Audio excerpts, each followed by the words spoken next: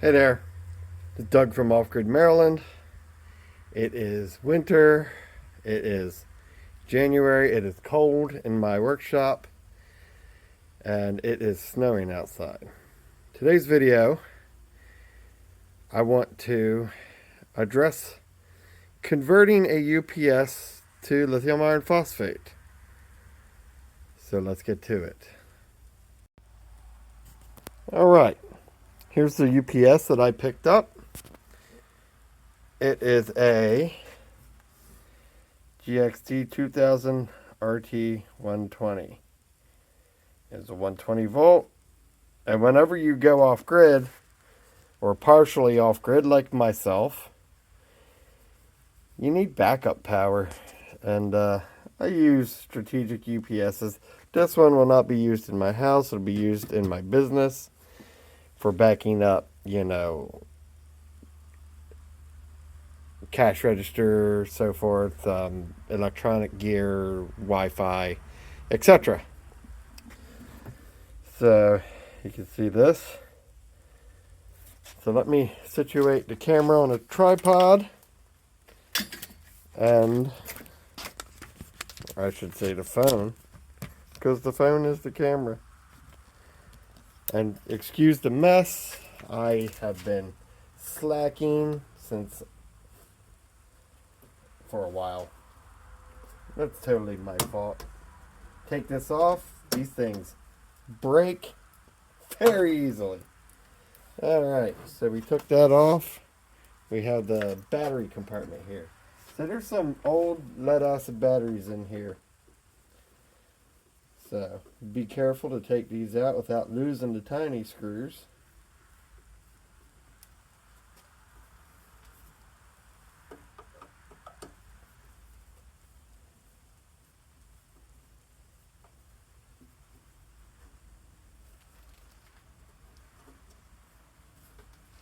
This should be a pretty quick video, as this is a pretty easy thing to do.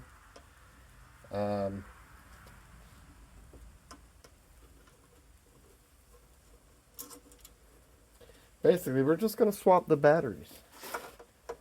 And these UPSs are pretty much ready for lithium iron phosphate batteries. I have noticed that my computer UPSs at the house, whenever we switch power from grid to off grid, that it doesn't even phase them. It's just like, it's just like nothing happened. They don't even care. So you can see down here there's a connector right here. It's black. You can see no one's really been in this one because it has never been undone. It's still very tight. Kinda.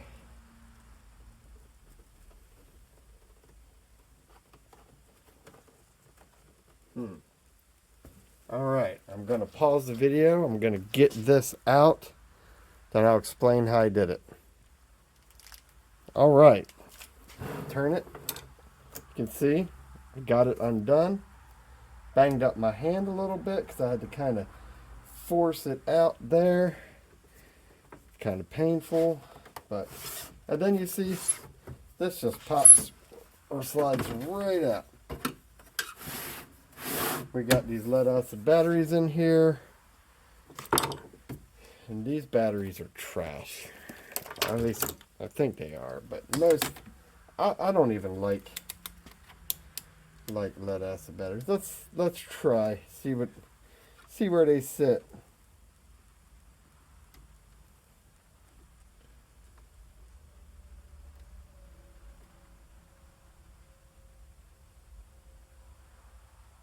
Wow, 7 volts. If you want to see, 7.68. That's terrible. I know this is a cheap multimeter, but it at least works for voltage. Alright, so now we got to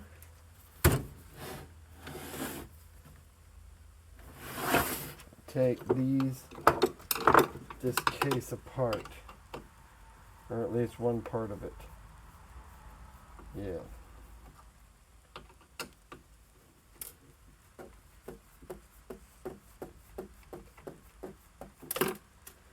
One great thing about this, even though this damn thing has a big ass coil in it, is that it'll be lighter when we're done.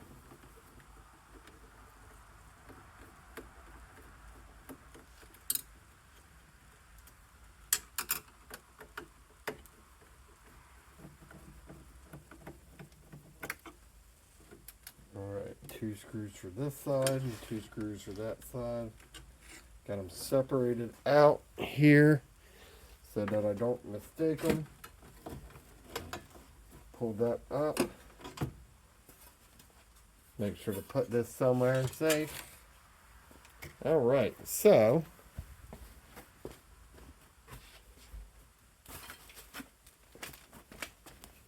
I have 4 batteries that I got from Amazon. DC House 6 amp hour. It says Light Kids Car on it, or UPS. So they're anticipating people doing this. Light Kids Car is like those toy cars that you buy your kids so that they can have fun. If you buy your kids stuff.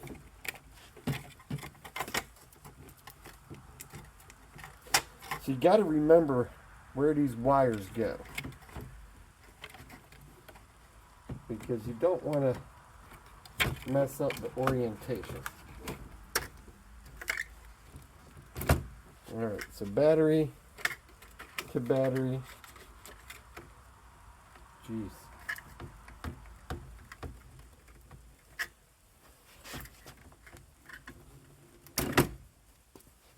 Alright. So this is the main negative. Goes here.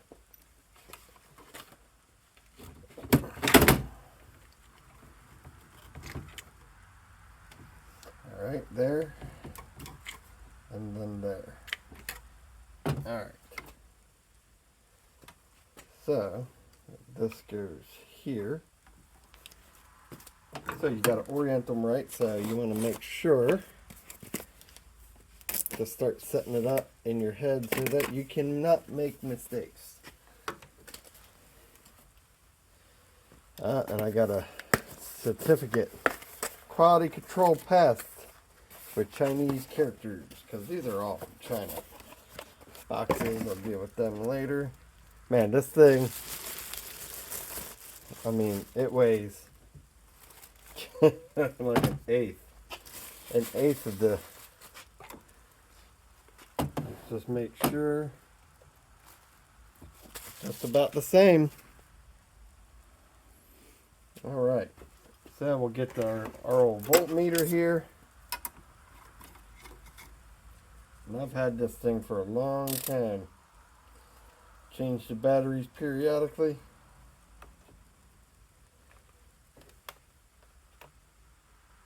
Oh, 13 volts. I don't know if y'all can see that.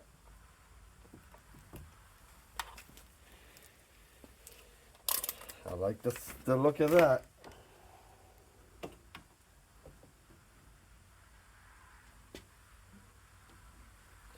Alright, so we're gonna put battery negative on there.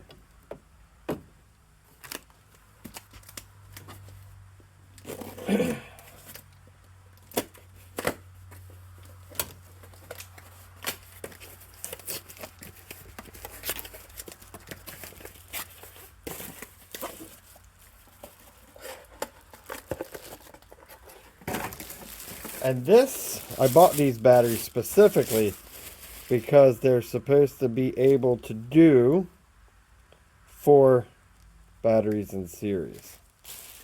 And I'm hoping that that wasn't an erroneous selling point.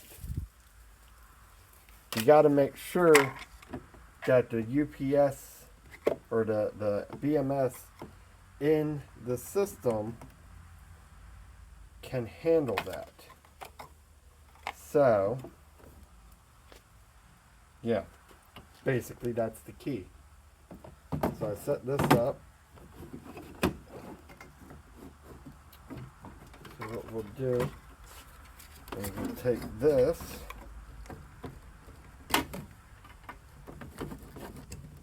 and I will be recycling these lead acid batteries. I know the price at the recycling center of lead acid batteries has dropped significantly.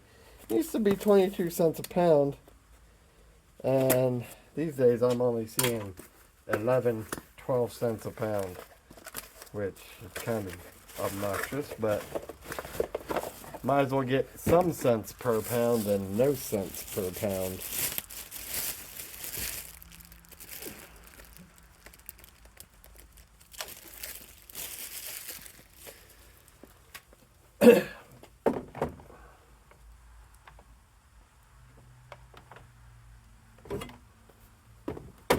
Alright, we'll put the negative on.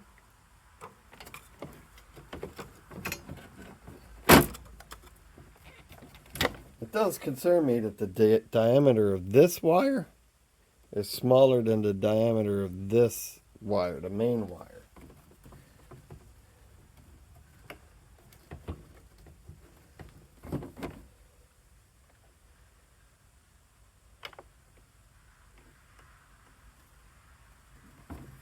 I need my handy dandy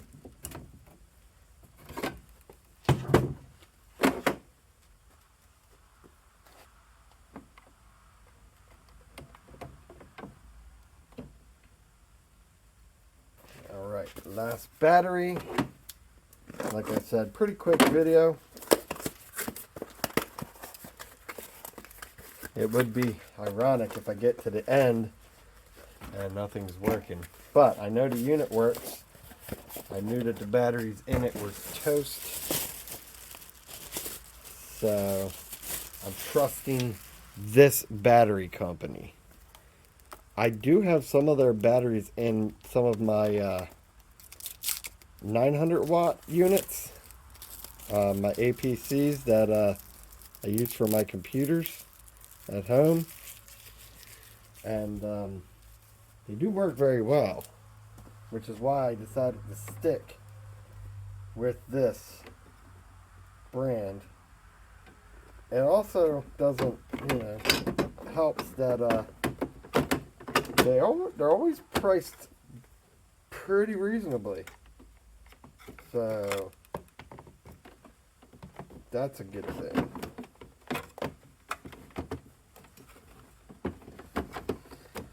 Having a small logistical issue with wires because they just, they're used to being in the way they want to be in, and there we go. And we'll get this there. All right. So now we got to bring this over here.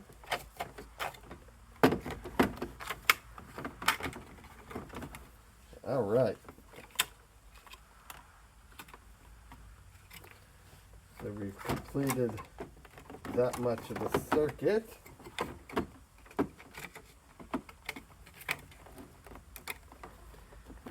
Got a problem with the wire not wanting to be where it needs to be, holding one battery up.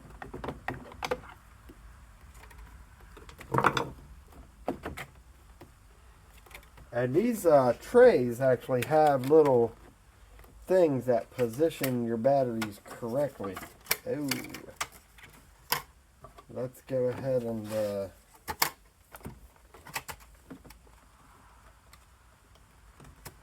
drop this bad boy on here, and that's how you get it done. Now let's see if I can get this batteries to, man, this one wire down here is just getting on my nerves.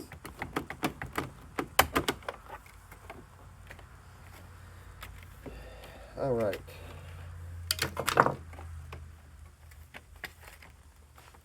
All right, so we see this. It looks fairly nice.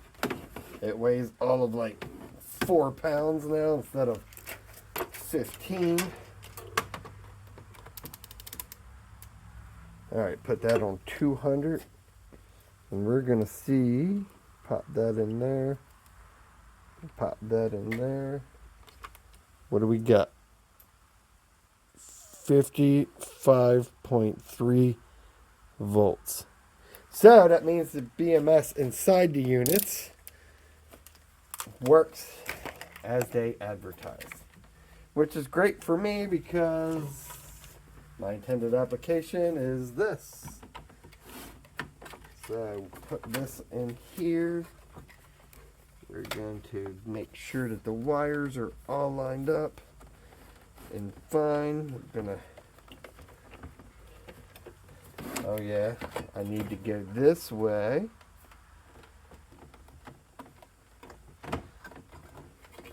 To get the wires into the little grommet there. And then I can put the safety cage back in. There we go. There we go. Screw it down. Always remember to screw it down. Don't half-ass your work, as I used to do so much in my youth.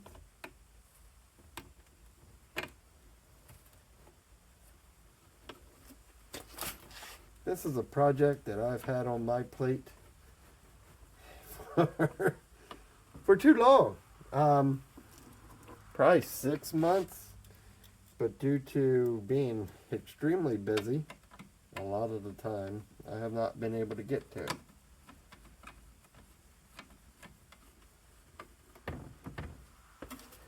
Two more screws.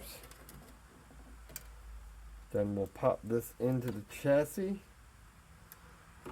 Now, here's the thing, right? This thing has been turned off for a while. So, the capacitors are definitely not charged up. There's no way for me to really use my pre-resistor to kind of pre-charge it, which is kind of a pain in my butt.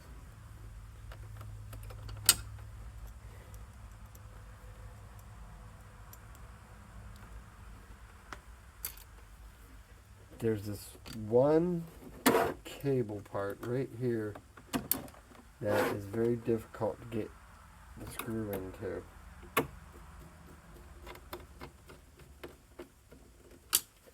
So what you probably need to do is use another tool to hold it open like that.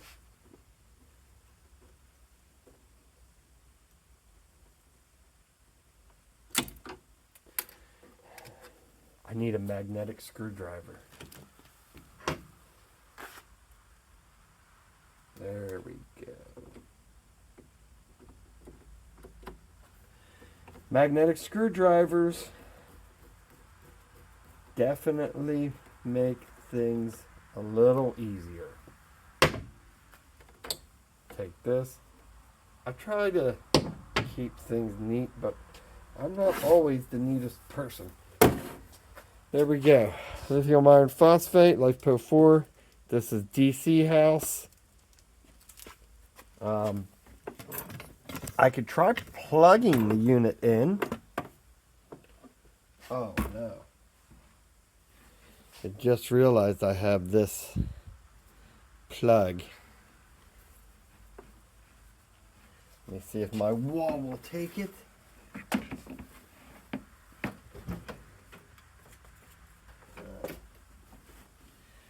Wow. I could try, But I don't think I have an outlet that does this 520, what's this, 520R connection. So that sucks. I'm going to pause it and see if I can find an adapter. Alright, so long story short, I don't have the right outlets in here to power up the unit. So we'll have a little bit of a spark when I bring this on, but I can show you the unit running off battery. So I'm not excited for this part. No spark. Plugged in. Kind of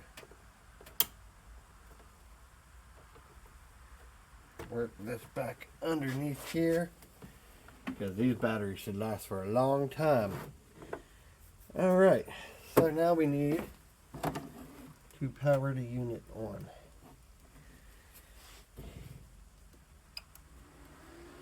Alright, let me take this off the tripod. Emerson power. AC not available. Start on battery. Yes.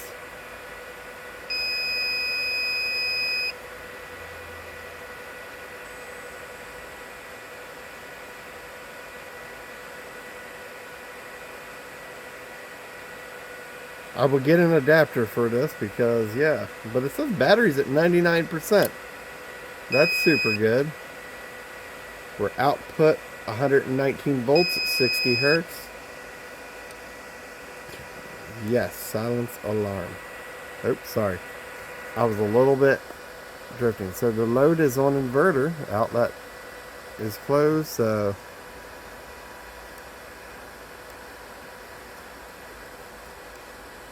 let's go here. Status. Man, this thing has pumped 10.2 megawatts through it before I got it. Not too shabby for a backup device. Input 14.3. So you take the 10.2 and the 14.3 and you can calculate the loss of the inverter. 51 volts. That's where we want to be. 99% capacity. It thinks it's got. So let's go to control. Let's see, bat test. Let's see how it likes it. Oh yeah, sorry, I'm an idiot. We need to be on grid power in order to test it. Configuration, the battery. Okay, I don't have extra cabinets. UPS, audible alarm 1, outlet 1. Okay, on, outlet 2, on. If it says turn off, that means it's on. So there it is. The UPS is running on lithium iron phosphate batteries. So since I need to get an adapter, we're going to turn the unit off. That's how easy it is to replace them. Now these will be recycled, and I'll tidy this up, and yeah, that's it. If you like this video about how easy it is to convert one of these units to lithium iron phosphate, now that we have these great 12 volts that are hitting the market, and the prices are actually coming down because I got those batteries for like 20 bucks a piece, which is great because these things are like 25 bucks a piece, and these things are total dog shit. I mean, you get half the power the lithium iron phosphate gives you and whatnot. So yeah, switch over to lithium iron phosphate if you want to. Thanks for watching. Don't forget to like, subscribe. There'll be more videos coming out soon.